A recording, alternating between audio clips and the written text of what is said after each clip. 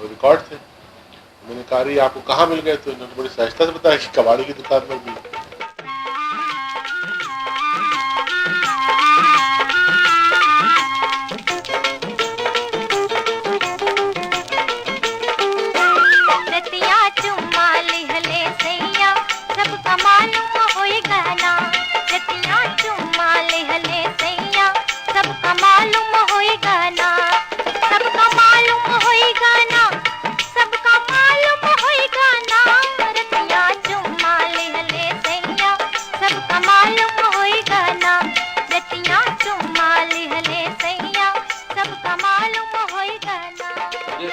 Record ही record और इतने दुर्लभ रिकॉर्ड संग्रहित करके इन्होंने रखे हुए थे और पूरी जिंदगी का ऐसा लगता था जैसे इनका पैशन ही है संगीत। और आर्थिक रूप से बहुत संपन्न न होने के बावजूद कोई आदमी अपने पैशन के लिए अपनी जेब से इतना पैसा खर्च करे और उसके लिए इतनी कुर्बानियाँ दें, यह आज के समाज में बहुत कम होता है। ऐसे लोग बहुत अनमोल लोग होते हैं जैसे सुमन चौरसिया जी हैं।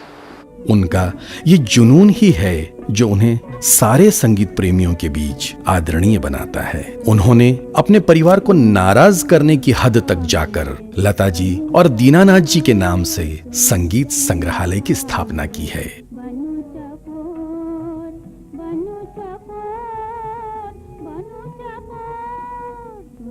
देखिए, चौरसिया जी ने जो अपना संग्रह किया है बड़े मनोयोग से और बड़े समर्पण की भावना से किया है। और यह ध्यान देने योग्य बात है कि सिनेमा संगीत के बहुत सारे दुर्लभ रिकॉर्ड्स, दुर्लभ कृतियां आपने संग्रहित की हैं। ठीक उसी तरह से गैर फिल्मी जो रिकॉर्ड्स हैं और संगीत की जो वस्तुएं हैं उसका भी आपने संग्रह किया है, पुस्तकों के रूप में भी किया। और ये इसका महत्व जो है इस संग्रह का न केवल इंदौर में, न केवल मध्य प्रदेश में, न केवल हिंदी क्षेत्र में, बल्कि देश के लिए और देश के बाहर भी उसका भरपूर महत्व है। ये हमारे सुमन चौरसिया जी हैं। चौरसिया मतलब के 4 रस पिए हुए हैं। एक तो लता मंगेशकर का रस है, दूसरा फिल्मी संगीत का रस है और बाकी 2 रस पता नहीं शायद घरेलू होंगे। इनका कलेक्शन एक लाजवाब चीज है। इनके जो लगन, मोहब्बत, जुनून है साहब, जुनून जो है इनका, अगर शायद इतना जुनून दिखाते ऊपर वाले के लिए तो कब के वो पा लेते उनको। सुमन के बारे में पूछो तो वो कहेंगे कि मैं अभी फोन करता हूँ और कौन सी कैसेट तुम्हें नहीं मिलती है। उनके पास इतना कलेक्शन है। मैं कहूँगी कि अगर आपके घर वो आए तो ज़रूर कहिए कि हमें फलानी फलानी पिक्चर का कैसेट चाहिए। इमीडिएट उनके पास मोबाइल है और फौरन दूसरे दिन ले आते हैं कैसेट और कहते हैं लो भाई तुम्हारी पिक्चर, तुम्हारी मुराद पूरी हो गई। इस तरह ये he is a great person. मुझसे एक पहले इंटरव्यू में किसी ने पूछा था यही सवाल कि कल के गानों में और आज के गानों में क्या फ़र्क है।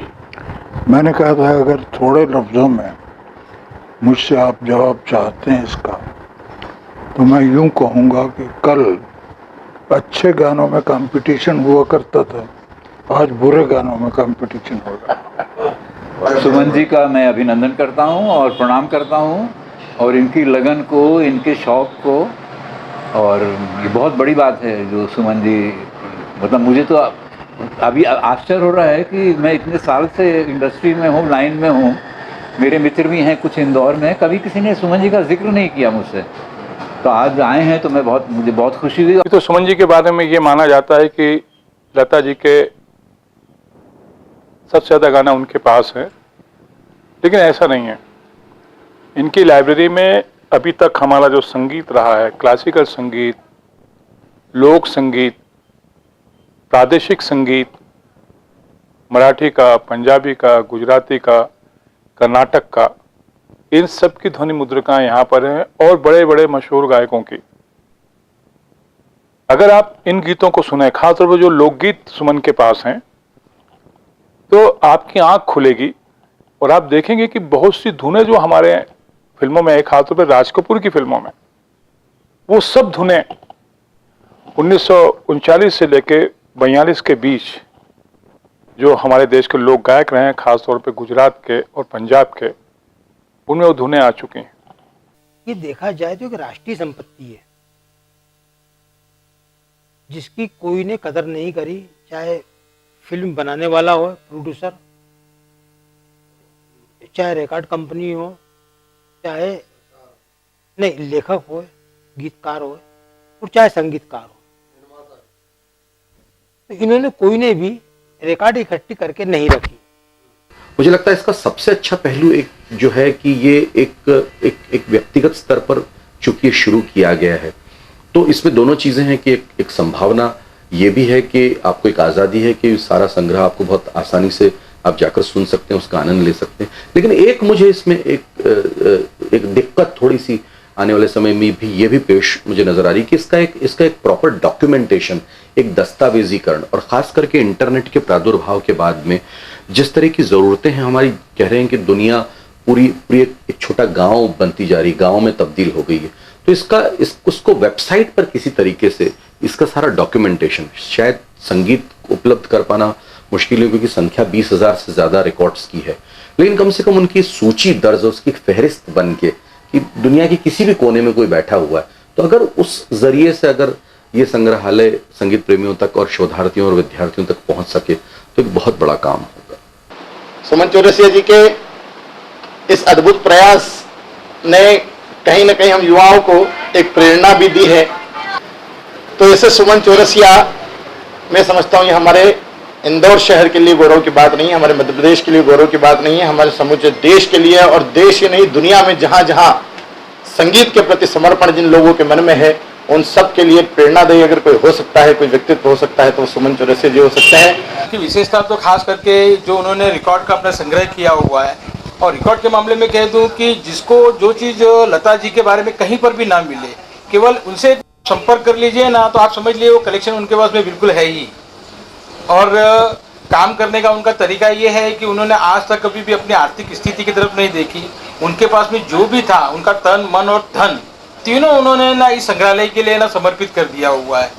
जितने संगीत प्रेमी हैं उन सब से भी अपील करता हूं कि वे जो जहां कहीं इस फिल्म को देखें और सुमन चौरसिया के संग्रहालय के बारे में जानकारी प्राप्त करें, वो आगे आकर के सुमन के लिए हाथ बढ़ाएं, मदद करें जिस रूप में भी वे कर सकते हैं।